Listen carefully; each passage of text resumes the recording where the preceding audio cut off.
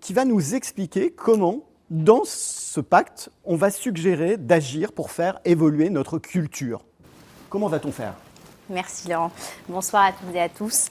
Alors, tout d'abord, nous savons toutes et tous que l'éducation familiale et l'éducation scolaire représentent une partie décisive dans le processus de la socialisation d'une personne. Effectivement, la famille, l'école, mais aussi les médias sont des acteurs qui sont importants et qui sont primordiaux et qui jouent un rôle vraiment très décisif, encore une fois, dans la socialisation primaire de l'individu. Donc, lorsqu'on est vraiment très jeune et que c'est très facile finalement de nous inculquer des idées ou des stéréotypes, etc., comme elle nous rappelait aussi tout à l'heure Annie. C'est pourquoi le laboratoire donc, a décidé d'inciter finalement à une action globale et donc de proposer des mesures qui sont concrètes et fonctionnelles pour réussir à obtenir une culture durable de l'égalité.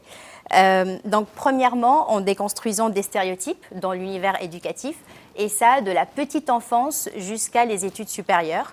Alors, pour vous faire des exemples de mesures concrètes, donc appliquer l'obligation de formation et l'accompagnement à l'égalité des acteurs et du personnel éducatif, et donc toujours à partir de la petite enfance, et donc ceux y compris ceux qui travaillent avec la petite enfance, et prévoir aussi à destination des jeunes des parcours obligatoires donc sur l'égalité, mais aussi sur la lutte contre les stéréotypes.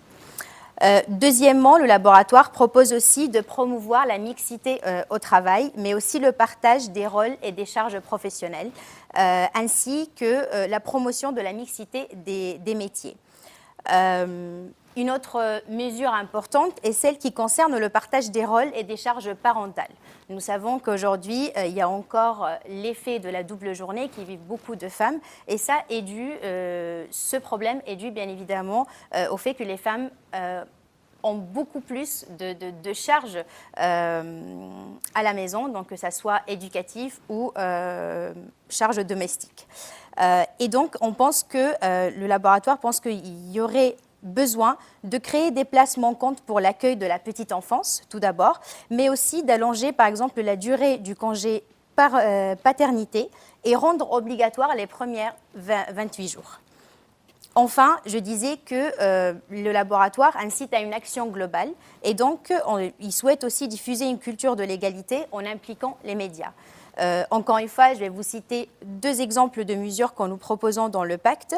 Sanctionner davantage les contenus sexistes et engager un plan d'action efficace contre le cybersexisme et les cyberviolences, avec un soutien aussi concret au dépôt des plaintes et leur suivi. Merci Anna. Voilà. On le voit, c'est